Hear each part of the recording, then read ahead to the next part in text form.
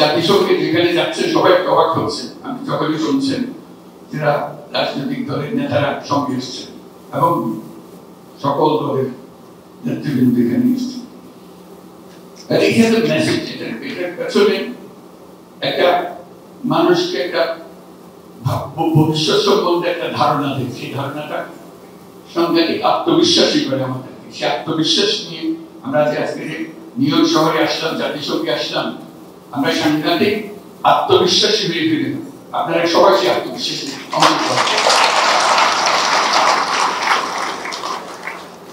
কারণ ছাত্ররা তাদের রক্ত দিয়ে যে সুযোগ সৃষ্টি করে দিয়েছে সেটা শুধু একটি রাজনৈতিক সরকার পরিবর্তনের বিষয় ছিল না, এটা দেশের একটা পুনর্জন্মের বিষয়। সেই পুনর্জন্মটা হাতে খড়ি থেকে শুরু করে সামনে গিয়ে পেছনের দিকগুলোতে আজকে যেগুলো আলাপ করলাম, দুর্নীতি ইত্যাদি, এগুলো কত জটিল চলে যাওয়ার কথা। এগুলো কোন জিনিস আর নতুন বাংলাদেশে যাতে প্রবেশ করতে না পারে সেই ব্যবস্থা, সেটি আমাদের সবার। সবাই দূরে দাঁড়িয়ে গ্যালারিতে দাঁড়িয়ে খেলা দেখবো ওরকম না, নিজে খেলবো না। আমরা গ্যালারির কাজ শেষ, আমরা প্রত্যেকে নিজে খেলবো, যেটুকু অংশ আমরা পারি সেটুকু অংশ আমরা পালন করবো। তাহলে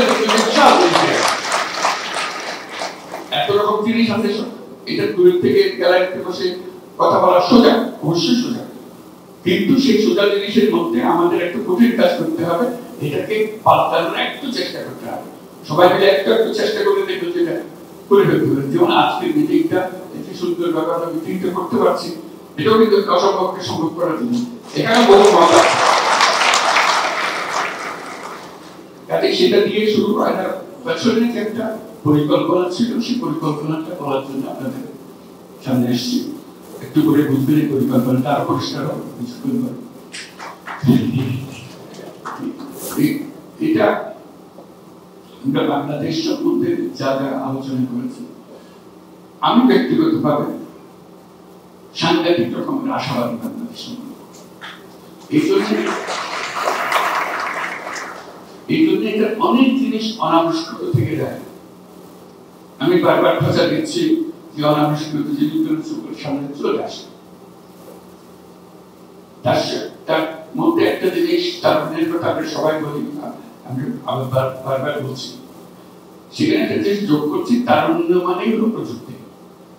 এটা দুটো একসঙ্গে, তারুণ্য সঙ্গে সঙ্গে সেই প্রযুক্তির মধ্যে ঢুকে যায় অটোমেটিকলি। যে তারুণ্য আমাদেরকে প্রযুক্তির মধ্যে ঢুকিয়ে ফেলে সে বিশ্বের সঙ্গে যুক্ত হয়ে যায়, সে আর বাংলাদেশের ভেতরে থাকে না। তার জগৎ বিশাল জগৎ, কিন্তু আমরা সেই বিশাল জগতে প্রবেশের পরে সে পরিবর্তনটাকে সেখানে নিয়ে আসবে, সেটা এখনো রাস্তা বানিয়ে দিতে পারেনি, তার মাথার মধ্যে চালাতে পারেনি। সেই চালানোর বিষয়গুলো আজকে আলাপ করবো এবং বলার শেষে একটা প্রেজেন্টেশন হবে, সেই প্রেজেন্টেশন দেখতে পাবেন আপনারা কিভাবে সবাই এটাতে পার্টিসিপেট করবেন। আপনাদের এখানে আমন্ত্রণ জানিয়েছি, আমন্ত্রণের পেছনে একটা আলোচনাটা হবে, ওটা একটা বড় অংশ। যে প্রেজেন্টেশনটা হবে, সেই প্রেজেন্টেশনটা আমাদের কোথায় নিয়ে যাবে, কি করবো সেটা জানার জন্য। তারুণ্য সম্বন্ধে আমি বলি, সেটা আজকের কথা না, পুরনো কথা।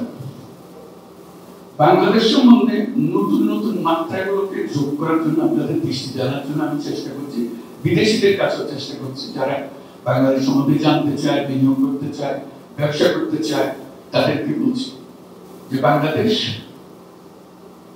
এখানে এই তারুণ্যের কারণে যে কোনো রকমের ব্যবসা করতে চাও, তোমাকে সেই ব্যবসা, সেই কারখানা তোমার নিজের তো সে করার দরকার নেই। এখান থেকে লোক নিয়ে গিয়ে সেখানে তোমার কারখানা চালাতে, তার চেয়ে বড় কারখানা এখানে বসে গেলে লোক তো আছে, এই ঝামেলা থেকে বেঁচে যাবে। তাকে একটা প্রোডাকশন হাব হিসেবে চিন্তা করো। বারে বারে প্রোডাকশন হাবের এই যে আশিক যে ব্যক্তি আছে, তাকে এই এলাকাগুলো ঠিক করে দেওয়া যায়। এটা প্রোডাকশন হাব হিসেবে তুমি দুনিয়াতে যে কোনো জিনিস বিক্রি করতে চাও, এখানে এসে প্রোডাকশনটা এখানে করো।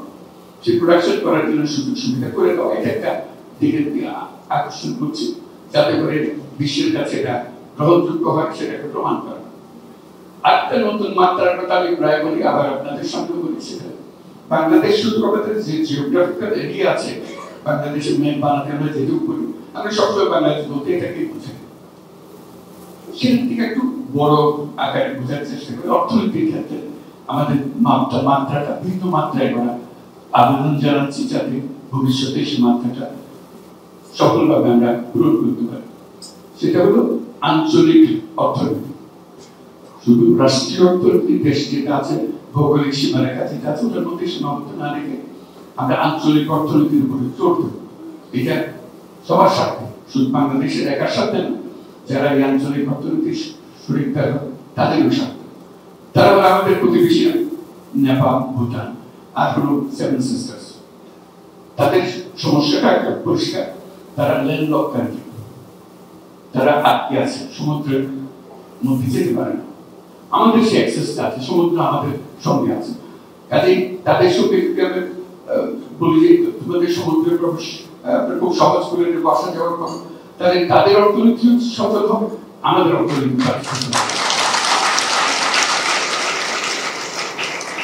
এবং ভারতকে নিয়ে আলাপ হচ্ছে, অনেকে বিরূপ মন্তব্য করছে, কিন্তু অনেকে সন্তুষ্ট যে এটা হওয়া উচিত।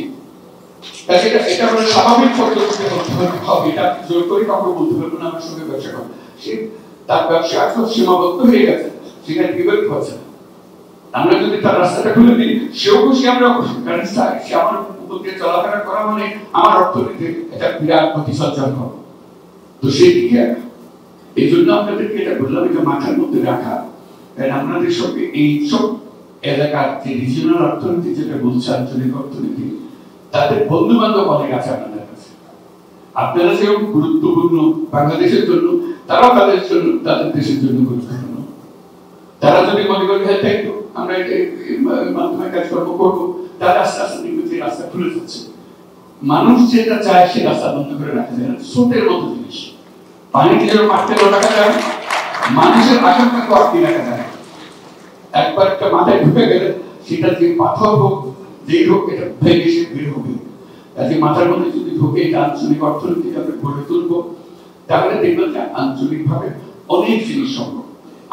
এখানে আন্তর্জাতিক ক্ষেত্রে যখন এই জাতিসংঘে আসি, বিভিন্ন দেশের লোকদের সঙ্গে, নেতৃবৃন্দের সঙ্গে দেখা হয়, তাদেরকে এই কথা বলি, তাদের কাছে সঙ্গে সঙ্গে এটা মনে হয় বড় প্রস্তাব। একটা বিশ্ব সংস্থার প্রধান যে বলে যে হ্যাঁ এটা তো এই জিনিস তো আমরা অনুভব করি, কিন্তু তোমার মতো করে বলতে পারিনি, এখন থেকে এটা আমি বলবো, এটা আঞ্চলিক অর্থনীতি। তাদের এই যে সীমাবদ্ধতা, দেশের অর্থনীতির যে সীমাবদ্ধতা, সেই সীমাবদ্ধতা থেকে আমরা বেরিয়ে যেতে পারবো। আমাদের মনটাও বড় হবে, ইন্টারাকশন হবে আশেপাশের দেশের সঙ্গে, এবং আমাদের অর্থনীতির প্রতি একটা বিরাট গতি সঞ্চার হবে। আরেকটা বিষয় হলো ওই যে সীমাবদ্ধতা, যে ম্যাপ, বাংলাদেশের ম্যাপ, বাংলাদেশ বলতে আমরা ওটাই বুঝি। আমি বারবার উল্লেখ করি যে বাংলাদেশ এটা তো ছোট বাংলাদেশ, আমাদের আসল বাংলাদেশ কোথায়, আমাদের পুরো সীমানাটা কোথায়? বিরাট বঙ্গোপসাগর কিন্তু আমাদের।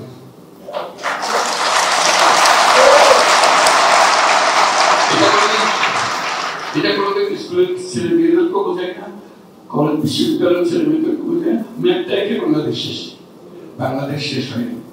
বাংলাদেশের মাত্র অর্ধেক দিকে, বাকি অর্ধেক সমুদ্র, বিশাল। এখন থেকে আমি বলছি যে বাংলাদেশ বলতে তোমরা সমুদ্র সহ বাংলাদেশ দেখাবা, যে জানো এটা নেই। এটা তো অসম সম্পদ, মাটির নিচে যেরকম সম্পদ, পানির নিচে, পানির উপরে সব সম্পদ। এটা আমি ছাড়বো কেন? ছাড় তো প্রশ্নই ওঠে না, এটাকে বাড়িয়ে দেওয়া জিনিস। এটা অনেকটা এরকম, বিরাট দিঘি আছে বাড়ির সামনে,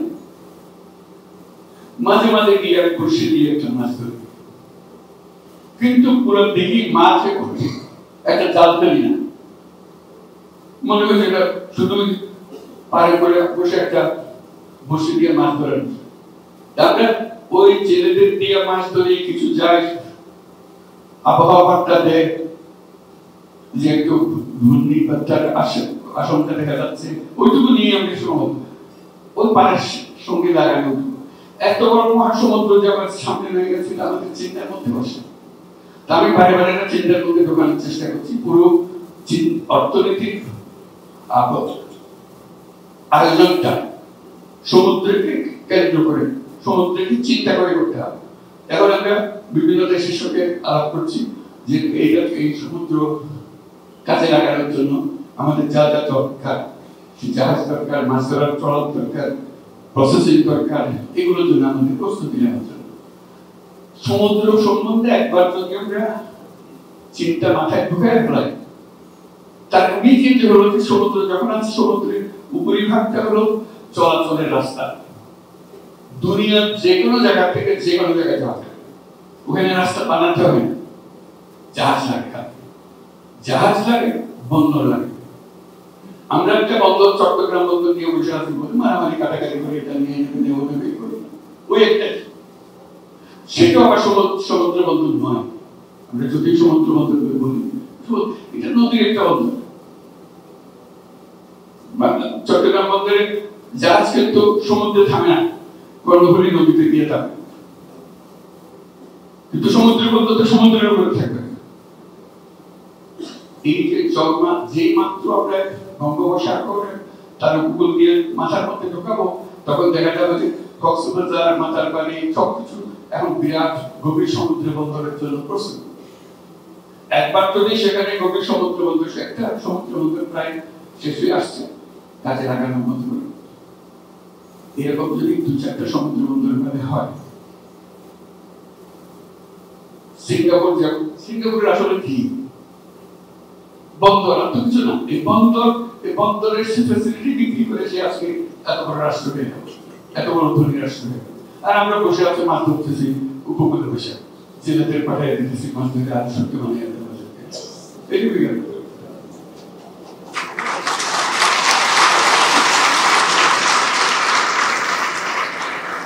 আমাদের মাথার মধ্যে এটা ঢোকাতে হবে। যদি এখন না বলতে এখন পারা যাচ্ছে, এখন পারা না যেতে না পারে, পারতে হবে। কিভাবে হবে সেগুলোর জন্যই আজকে এই যে প্রবাসী বাংলাদেশের কথা বলছি, আপনারা গবেষণাগারে আছেন, আপনারা এগুলো শিক্ষা দান করেন, আমাদের বুদ্ধি সহযোগ দিবেন, সেগুলো নিয়ে যেইভাবে হবে এবং সেইভাবে করছে, এটি তো আমাদের দরকার।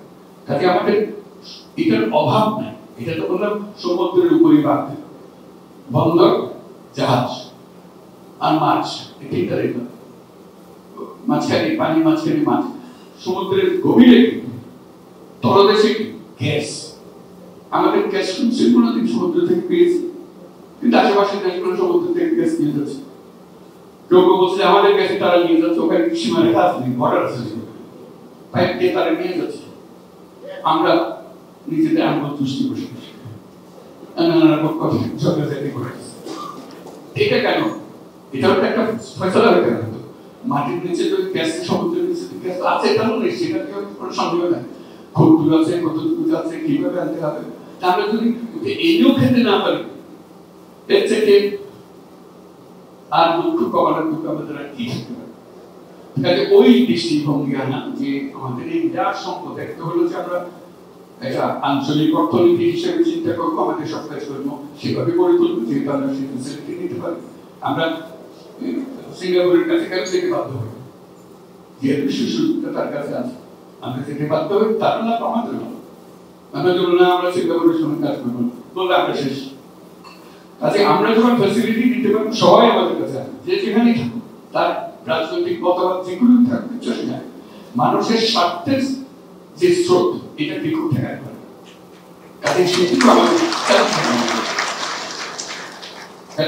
এই হলো আরেকটা মাত্রা, যেটার কথা দেশের চিকিৎসা যে মাত্রাটা, নতুন মাত্রার কথা বলছি। বাংলাদেশ হচ্ছে সীমাবদ্ধ ম্যাপ, যেটা এখানে সীমাবদ্ধ না। বাংলাদেশ সারা বিশ্বে ছড়ানো, আপনারা কিন্তু